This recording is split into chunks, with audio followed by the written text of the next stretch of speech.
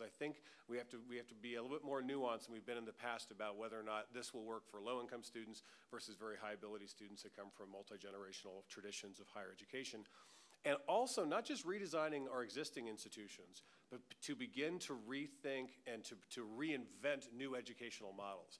I'll close with this final idea. I think American education is the story of invention. We have done amazing work. We have invented land-grant institutions, universal high schools, junior colleges and technical institutes, community colleges, early college high schools, all these things just in the last 200 years, all around education imperatives.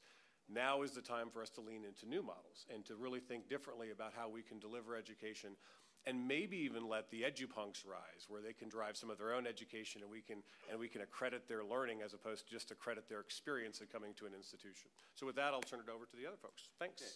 Thank you, Mark. Next we have Bruce D. Marcus, who is the Senior Vice President of Information Technology for McGraw-Hill Education. And what that means in real life is that Bruce has the very small and unimportant job of taking one of, if not the world's largest textbook publisher and figuring out how to take what it used to print on paper and produce it in new forms that are going to be digitally accessible and that are going to provide value for students, that are going to provide value for faculty, for institutions, and still allow for a company like McGraw-Hill to retain financial viability. And Bruce has done some recent survey work, which he's going to talk about what students want and what finds valuable. And I'll turn it over to you. Thank you, Josh. Hey, good morning, lest we forget. Happy New Year to all of you. So as was pointed out, most Americans realize we have a high school dropout problem in the U.S., but few realize we also have a college dropout problem. About 70% of our high school graduates go on to pursue a post-secondary degree, but fewer than half actually get one. So why so many dropouts? As Josh mentioned, we recently did a small survey of about 120 college students enrolled today and another 100 recent graduates who are today working, and some interesting results emerged. We asked the current students about who talked to them or who mentored them about the college experience before they set off to college. 80% of them said they never received any mentoring for college at all. And for those who did, about 70% of them said it was a family member or friend who acted as a mentor. So what happens, as was pointed out, to students who don't have the opportunity to talk to anyone about college, those first-timers, or who lack a college graduate in their own family or support group? Can better application of technology, in particular social networking, be useful in providing entering students that leg up not currently available to the 80%? Would mentoring or advice delivered online have an impact on their experience as freshmen? The recent graduates now working told us that they could change one thing about their college experience. It would be to have the opportunity to participate in internships or take career exploration courses. Surprisingly, and this was a point made earlier today, these same recent graduates also wish they had learned more about technology applications, peculiarly because this is one area where a large majority of educators feel students do not need much help. Perhaps it's true that the skills needed to text or Twitter all night are not the same ones you need to perform a job. It seems clear to me that a solution will not be found in our traditional educational model. We need to redefine what college means and how to make it accessible to a variety of students so that we can increase engagement and retention rates.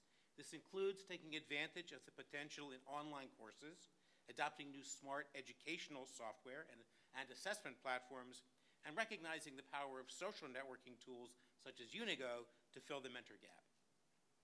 New web-based digital technologies also allow colleges and even individual teachers to compile large amounts of formative data, which can provide detailed information on how each individual student is doing right now while still in the classroom and capable of being helped. Online and ongoing formative student assessment enables students to access additional help or move on to more advanced study, depending on the individual student's performance and his or her demonstrated command of the material. New generation smart software is also entering the market. This adaptive technology individualizes learning for each student and modifies the questions asked or learning objectives so that it probes based on each of the students' individual strengths and weaknesses. These tools can provide high-level individualized instruction to college students anywhere and anytime. And they are cost-effective, and much of the infrastructure is already in place. At McGraw-Hill, we believe we are already putting into the field adaptive technology that is driving student achievement. For example, Professor Bill Hoover in Massachusetts reports that since he began using our Connect teaching and learning platform for his anatomy and physiology class, student test scores have risen by an average of 10%. Similarly, Professor Igor Dolgov in New Mexico has found that students who used Connect's adaptive learning tools scored 10% higher on his psychology exams than those who didn't. And we have many more examples of these kinds of successes at schools across the country. Online courses also present considerable opportunity for student success at all levels. They empower higher performing students to study subjects or levels of subjects not offered in the brick and mortar campuses and to explore career options. Online courses could also aid underperforming students by providing additional help. More than 65% of all incoming college freshmen in the United States are today enrolled in developmental English, developmental algebra, or both. And they can prove decisive for those students who need flexible scheduling to meet job or family obligations while trying to stay in school and graduate. Many instructors today are currently not adequately trained in the latest digital teaching technologies and adaptive learning tools. These instructors also aren't provided with the level of ongoing professional development that would enable them to generate, collect, and use ongoing formative assessment data to focus their instruction and respond more quickly to individual student needs. Fortunately, new technology and increasingly less expensive computing power make it easier to tailor online courses of study to groups and even to individual students. Can technology increase graduation rates? Yes, by offering mentors, helping monitor student progress, enabling a larger selection of career-focused courses, and individualizing the experience for a student. Thanks, Bruce. Next we have Linda Thor. Linda is the Chancellor of the Foothill De Anza Community College District. She formerly was the president of Real Soldado Community College in Tempe, Arizona. I'm sorry, college, not community college. And Linda has been working in this area for 20 years and talking about areas like improving course completion, improving graduation rates, and the role that technology can play. Linda has been involved in projects at Real Soldado that have increased course completion from 50% to 80%, and she can tell us a lot more about that, among other things.